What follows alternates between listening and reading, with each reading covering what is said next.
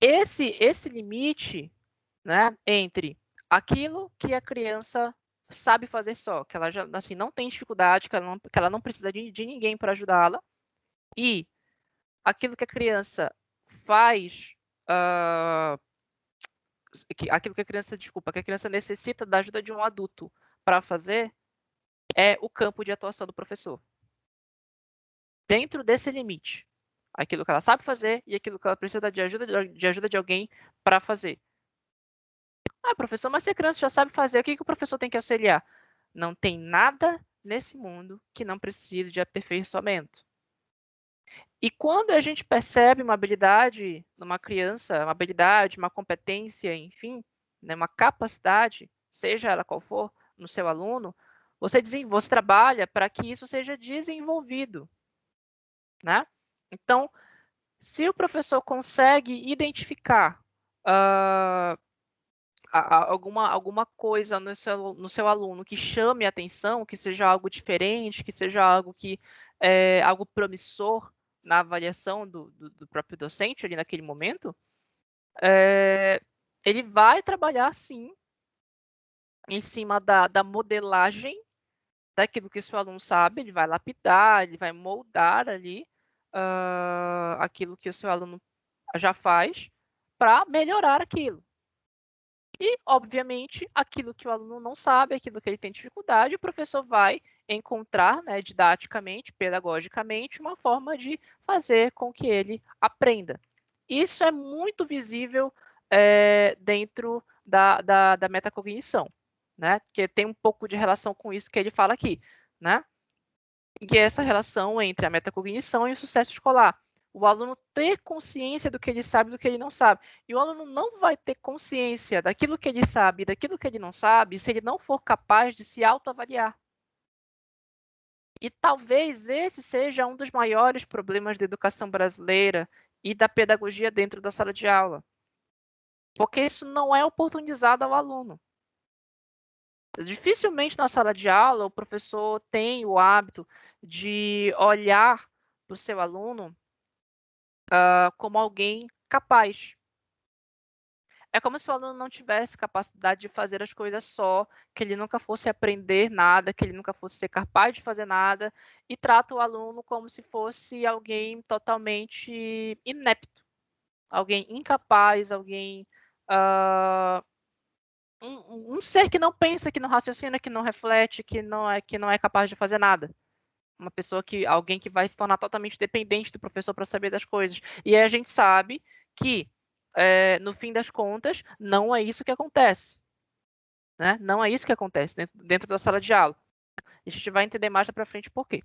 Tá? Então, quando a gente fala de metacognição, né, a gente está falando de duas coisas aqui. Primeiro, né, o conhecimento que se tem sobre os próprios processos cognitivos, né? E os produtos, ou qualquer coisa que seja relacionada a isso, não quer dizer, o aprendizado dessas propriedades relevantes da informação ou dos dados, daquilo que o próprio aluno já sabe. E também vai ter relação com o monitoramento ativo e, claro, essa consequente regulação, essa orquestração, essa condução desses processos em relação aos objetivos cognitivos ou os dados sobre os quais eles vão incidir. Comumente, né, a serviço ali à disposição de alguma meta ou de algum objetivo concreto dentro da sala de aula. Então, quando se faz o uso dessa metacognição, a criança, o aluno, ele consegue observar os seus próprios modos de pensar, ou seja, a maneira como ele pensa, como essa criança pensa, como esse aluno pensa, e as estratégias que ele emprega, que ele utiliza para resolver os problemas e busca identificar formas de aprimorar essas estratégias. Ou seja, o aluno consegue, ele consegue entender a forma como ele pensa, como ele consegue resolver problemas e se ele acaba se tornando capaz de encontrar formas de aprimorar a maneira como ele resolve problemas, né? Quando ele faz uso da metacognição. Além disso, né, existe a possibilidade também desse monitoramento ativo dos processos de pensamento. Então, ele consegue regular e conduzir o seu pensamento para alcançar um certo objetivo, certo? Então, esses processos metacognitivos, eles vão envolver dois componentes centrais, que são trazidos aí conforme uma conceituação, de Flavel, que vem falar sobre os conhecimentos metacognitivos e as experiências metacognitivas. O que é cada uma dessas coisas, né? Os conhecimentos metacognitivos, eles guardam relação com os produtos cognitivos. Então, aqui, o sujeito, ele sabe que ele já domina alguns conceitos, algumas práticas, algumas habilidades, enquanto outros ainda não. Né? Ele sabe, ou seja, o aluno por si só, ele tem consciência de que ele já sabe fazer certas coisas, mas ele também tem consciência de que outras coisas ele ainda não sabe fazer. E aí ele reconhece o que ele é e o que ele não é capaz de alcançar. Isso são conhecimentos metacognitivos, certo? E aí, quando a gente fala de experiências metacognitivas, a gente está falando, né, do sujeito, do aluno, compreender como os pensamentos, como as funções superiores atuam na resolução de um problema, como eles funcionam, como eles ajudam na resolução de um problema. Professor, mas funções superiores, o que a gente pode compreender como as funções superiores, né? A atenção, a memória, o raciocínio, a compreensão, né? Isso a gente tem como as funções superiores. Então, reforçando, conhecimentos cognitivos, o aluno já sabe aquilo que ele domina e aquilo que ele não domina, e ele reconhece aquilo que ele consegue alcançar e aquilo que ele não consegue alcançar. Experiências metacognitivas, o aluno entende de que maneira o seu pensamento e as suas funções superiores vão atuar, vão trabalhar na hora de ele resolver um problema. E essas funções superiores são compreendidas, né, como a atenção, a memória, o raciocínio e a compreensão, certo? Então, os processos metacognitivos, eles vão ser processos pelos quais o aluno ele exerce o controle e uma autorregulação, ele se regula, ele se conduz durante a tarefa de resolução de um problema. Isso permite a ele tomar a consciência de como ele desenvolve a sua própria atividade. Então, esses processos, eles acabam sendo favorecidos por essas atividades de autoavaliação. Ou seja, se eu consigo, enquanto docente, propiciar, se eu consigo oferecer dentro da sala de aula a possibilidade ao meu aluno de se autoavaliar, os processos metacognitivos eles se tornam muito mais presentes e o aluno consegue se tornar um sujeito autônomo dentro da cadeia do processo de ensino-aprendizagem. Isso é algo fantástico, mas que a gente não observa muito nas escolas hoje. Então, é essencial, né, que a autoavaliação seja, de fato, trabalhada dentro da sala de aula. E por meio dela, dessas atividades de autoavaliação, o aluno ele aprende a gerir uma tarefa, corrigir, regular, ele vai caminhando em direção, né, àquilo que ele pretende. E não é só isso, né? Como o próprio Davis fala aqui, eu vou ler, né, literalmente o que ele coloca no seu estudo. Ele diz o seguinte, né? A gestão da atividade deve permitir a compreensão e a explicitação das relações entre os procedimentos, o objetivo e o desempenho obtido. Quando se consegue isso, é possível alcançar um nível mais abstrato e explicativo de compreensão da situação-problema, formulando-a em termos generalizáveis e, portanto, transferíveis. Ou seja, o processo de autoavaliação ele vai muito além de simplesmente gerir uma tarefa, corrigir, regular, o aluno se conhecer, saber onde ele pode ir, onde ele não pode. Mas ele consegue atingir um nível assim mais elevado, mais abstrato e explicativo e didático de compreensão de uma situação-problema. Então, a gente percebe aí uma relação causa e consequência. A autoavaliação propicia processos metacognitivos, certo? E como que a gente vai favorecer processos metacognitivos? Por meio do ambiente construtivista. E aí agora eu vou abrir o microfone rapidamente para perguntar. Alguém aí consegue me definir a teoria construtivista?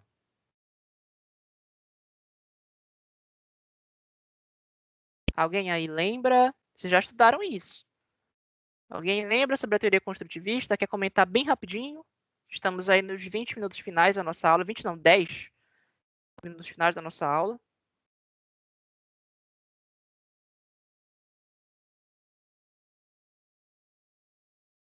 E vocês vão ter que pegar a apostila dos semestres anteriores e começar a estudar, gente. Teoria construtivista é uma coisa que vai acompanhar vocês durante todo o desenrolar profissional de vocês, toda a carreira profissional de vocês no âmbito da educação, gente. É importantíssimo vocês sempre lembrarem desse conceito, certo? A teoria construtivista, ela fala, né, ao contrário do que há muitos anos a pedagogia carregava, né, consigo, a ideia de que o aluno ele era somente aquela pessoa que aprendia, aquele agente dentro da sala de aula que aprendia e que nada sabia, ou seja, ele não tinha conhecimento de nada, ele estava lá só para aprender. E o professor era aquele que sabia de tudo e que estava lá só para ensinar. Então, a teoria construtivista, ela veio para justamente remodelar, assim, mudar completamente esse entendimento que existia antes. Então, hoje, o professor também aprende e o aluno também ensina. E isso não é muito difícil de perceber, né? Se por acaso aqui alguém já trabalha na área, trabalha numa escola, enfim, né, dá aula de alguma forma, já consegue perceber isso, né? O professor também aprende com o aluno e o aluno também ensina ao professor, especialmente quando se diz respeito às didáticas, né, que são trazidas, a forma como o professor trabalha, enfim. Então, ambiente construtivista sempre, sempre, sempre vai oferecer vai favorecer os processos metacognitivos. Então, a relação causa-consequência está começando a crescer, né? Ambiente construtivista, autoavaliação, processos metacognitivos. Se nós temos um ambiente construtivista, eu consigo favorecer a autoavaliação, que, por sua vez, consegue favorecer os processos metacognitivos. E através desses processos, o aluno consegue, ele aprende a pensar, ele transforma culturas que eram voltadas até então para a informação, para a formação, e isso de maneira dicotomizada, né? Numa cultura de pensamento. Então, esses autores, para eles, a metacognição ela é um aspecto central na produção de uma cultura de pensamento. Então, quando a gente pensa na possibilidade de estimular o pensamento dos alunos, de fazer com que o aluno pense, com que o aluno raciocine, a primeira coisa que a gente tem que pensar nos processos metacognitivos. E, por fim, o uso da avaliação formativa. Isso é algo essencial que a gente muitas vezes deixa de dar atenção.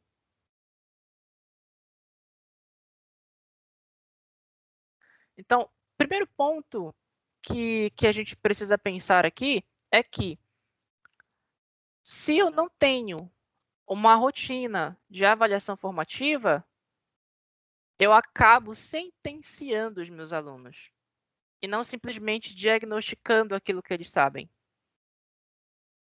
Por que isso é perigoso? Né? Quando a gente fala de avaliação, gente, isso é muito importante a gente considerar.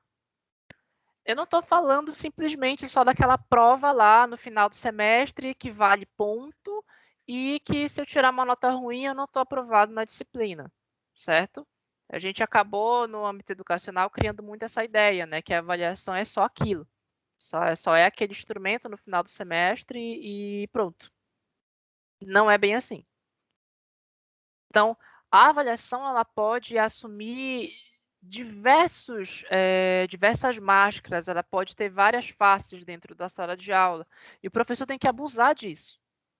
Ele tem que abusar dessas várias facetas da avaliação, dos métodos avaliativos, não é necessariamente um instrumento que vai contar pontos no final do semestre, né? Então, entra aí o questionamento, até que ponto, né, essa testagem frequente dos alunos vai constituir, vai criar a avaliação formativa dentro da sala de aula. Então, aparentemente, essa questão ela está na qualidade das respostas e na qualidade da interação entre o professor e os alunos. Então, o Black e William, eles também falam muito nesse sentido. O que eles apontam aqui? Né? Uma discussão dessa questão teria que focalizar a qualidade da interação professor-aluno e até que ponto os resultados dos testes constituíram respostas no sentido de levar a ações corretivas tomadas para preencher lacunas do desempenho. É possível que a superioridade do professor mais experiente tenha sido justamente sua habilidade nesse aspecto, fazendo assim o teste mais efetivo em qualquer das frequências de sua aplicação. Então, fica muito óbvio que se eu não tenho o hábito de avaliar constantemente os meus alunos e, com isso, constituir a avaliação formativa dentro da minha sala de aula, eu vou acabar, no fim das contas, criando julgamento, né? Então, essa grande ideia que as pessoas acabam tendo, e uma ideia errônea, inclusive, a respeito do conhecimento dentro de sala de aula, né? Como alguns professores, assim, ridiculamente acham que existe o aluno inteligente, né? E, com perdão da expressão, o aluno burro. E a gente sabe que não é assim que as coisas funcionam, né? A primeira coisa que o professor tem que ter consciência é que todos têm a capacidade de aprender. Né? Isso não é algo próprio daquelas pessoas que possuem facilidade. Todo mundo tem a capacidade. Agora, é preciso respeitar os processos de cada um. Então, uma coisa muito importante do professor é respeitar a heterogeneidade da sala de aula. Heterogeneidade, professor, o que é isso? As diferenças.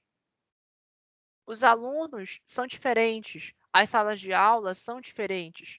Eu não posso, por exemplo, lidar com vocês, dar uma aula para vocês, tratar vocês da mesma forma que eu lido com as minhas outras 6 turmas. É leviano. Por quê? Porque são pessoas diferentes. Até aqui dentro da sala de aula. Por exemplo, alguém levantou a mão, desculpa, eu não vi, pode levantar de novo, por favor. Eu não posso, por exemplo, tratar o Denis da mesma forma que eu trato a Aniele.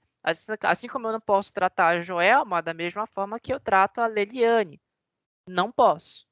Então, são pessoas diferentes, que pensam diferente, que têm processos formativos diferentes, que têm bagagem cultural diferente. Então, definitivamente, o professor não tem o direito de tratar na sala de aula os alunos da mesma forma. E esse é um grande desafio, né? Tornar a educação algo homogêneo dentro de uma sala heterogênea. É muito desafiador e com certeza vocês vão perceber isso durante a prática pedagógica de vocês, tá? Outro ponto que fala aqui é a questão opa, estou perdido aqui. É a questão da observação metódica e a compreensão do processo de ensino-aprendizagem, né? O que a gente consegue extrair daqui? Se eu tenho a capacidade, eu professor, né? Se eu tenho a capacidade de observar o meu aluno, assim, de forma muito analítica, de forma muito precisa, eu tenho esse olhar atento, eu consigo olhar o meu aluno e perceber, assim, acompanhá-lo de perto e me debruçar a entendê-lo e a forma como ele pensa e a forma como ele conduz, por exemplo, a resolução de um problema, eu consigo ter uma capacidade maior de entender e de melhorar também, por que não, o processo de aprendizagem na sala de aula. Então, tudo, no fim das contas, parte da observação metódica daquilo que acontece dentro da sala de aula. Então, partir, né, iniciar do conhecimento real, vai trazer esse significado. A regulação da base, ou seja, considerar, entender que nem todo mundo está à mesma distância daquele objetivo pretendido e que não é todo mundo que dispõe dos mesmos recursos para investir no caminho que o aluno tem que percorrer para atingir esse objetivo, né? Então, a gente coloca a partir daí a necessidade de a gente instituir práticas de diferenciação do ensino, partindo da ideia de que o ensino homogêneo ele favorece aqueles que já são favorecidos, aqueles que já estão mais próximos daquela cultura que é valorizada comumente pela escola. Então, para diferenciar esse ensino, a gente já vai encerrar, tá, gente? Para diferenciar esse ensino e para atender essas necessidades de aprendizagem que são muito distintas, é preciso considerar aqueles conhecimentos efetivos do aluno e os recursos que ele consegue mobilizar para engajar em uma atividade nova. Então, isso significa colocar a avaliação no contexto de uma pedagogia de diferenciação, né? Sob uma perspectiva de que o professor ele se antecipa ao fracasso. Ele consegue compreender antes até onde o aluno pode ir e vai ajudando, auxiliando o aluno para que o aluno não acabe esbarrando no fracasso, que até então o aluno entenderia que ele poderia atingir, certo? Senhores, quanto a essas questões trazidas aqui, vocês têm alguma dúvida? Tá tudo certinho por aqui? O microfone está aberto.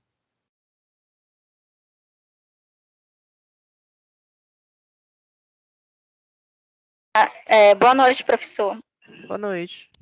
Eu achei muito importante sobre o uso da avaliação formativa, né? Que é o modo na qual o professor ele vai tentar ver a dificuldade daquele aluno, enxergar a dificuldade, para que ele possa tentar solucionar, até porque tem alunos que têm um pouquinho mais de dificuldades e nem outros, então ele vai passar métodos para que aquele aluno ele possa ter um desempenho melhor. E então é muito importante a ajuda, o estímulo do professor para que ele possa ter esse acompanhamento da forma mais simples e mais eficaz para ele ter um ensino melhor.